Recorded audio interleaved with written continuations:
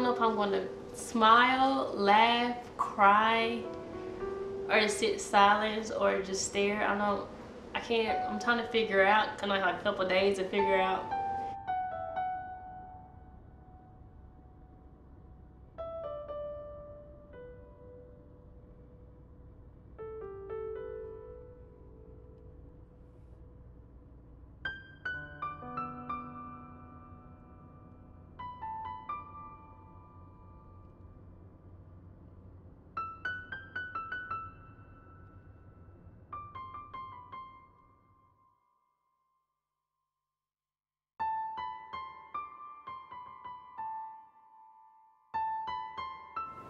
It just was so overwhelming that I just didn't even want to think about it, you know. I was just like, this has got to be a dream. This just can't be real. That's such a long time. Like, that's the sentence they give to somebody that murders somebody, you know. Anybody with 2 or more felony drug convictions can be considered a career offender if they get federally charged. With the career offender status, her sentence became 25 years. 25 years? I'm like, well, maybe she may get out. And they're like, no, it's part of the 3-strike thing that she has. And I'm like, well, and then growing up and then be able to realize and focus, like listening to the news and reading up on stuff, I'm like, well, that's a harsher sentence because people nowadays, they might run somebody over and get probation. And it's just like, I just been Googling it. I would call attorneys. When I got 18, I just started trying to figure out ways that I can get her out.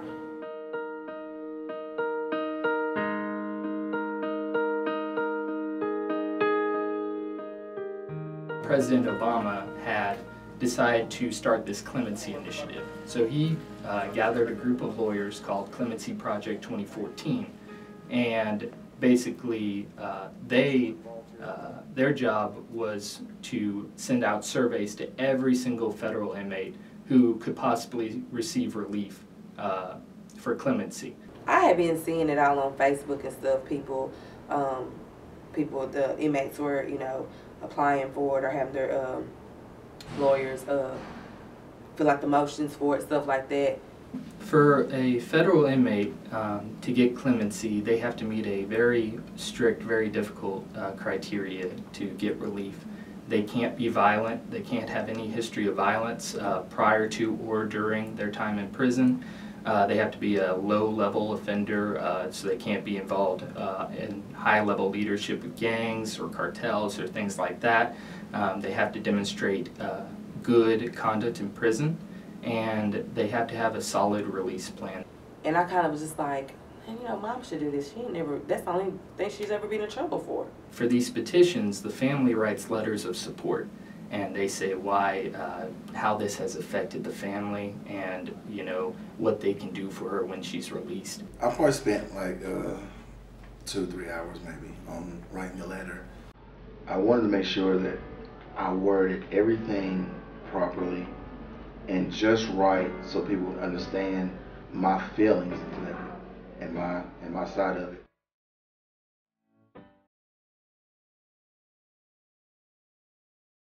I cried, and I was writing, I was crying. I wrote my husband, I was crying, and my brother read me his, and I was crying, and my sister, I'm like, this has to reach somebody.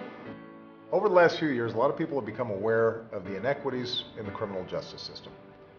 That's one of the reasons why I'm commuting the sentences of 46 prisoners who were convicted many years, or in some cases, decades ago. I was the one who told Miss Blue that she received clemency from the president.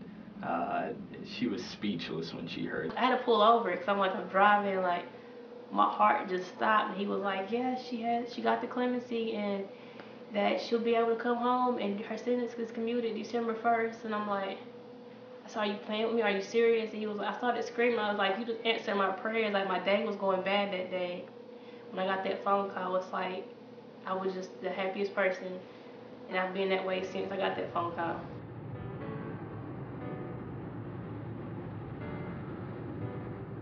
Yeah, countdown begins. I can't wait to see. Thank you. This is the last job I had to come up here for this place. There were so many exits that didn't, like, names were just like off. I'm like, finally seen Bruce and me, it was like, yes, we're getting close.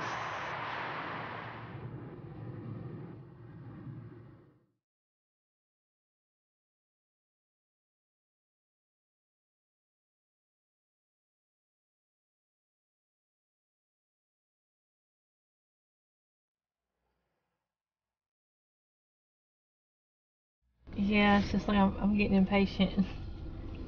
I want them to come on and bring her on. I want her to come on, walk on out. It's just I'm ready for her to come out those doors.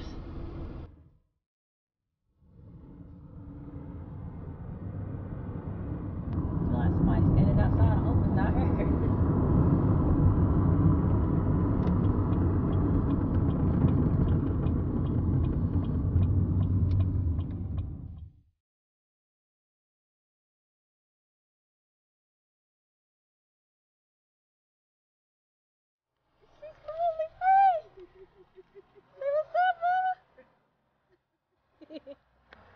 I didn't ever think this day was ever going to come, and I don't know.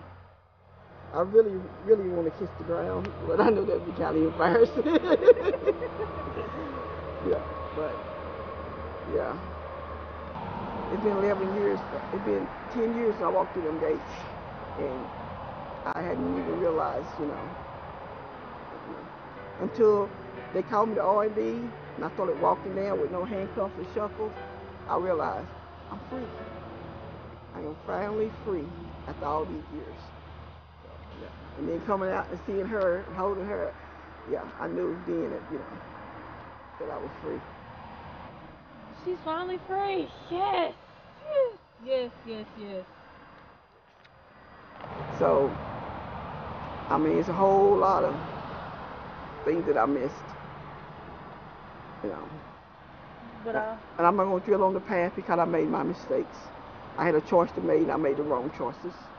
And I'm not going to, I'm just going to try to make the future better.